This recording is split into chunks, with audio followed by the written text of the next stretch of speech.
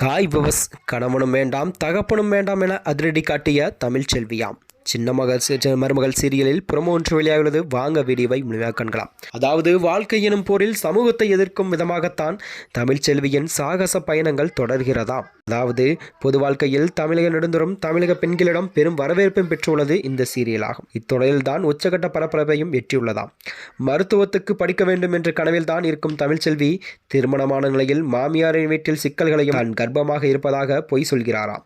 அந்த உண்மையை தெரியவரவே அவள் தந்தை வீட்டுக்கு விரட்டப்படுகிறாளாம்.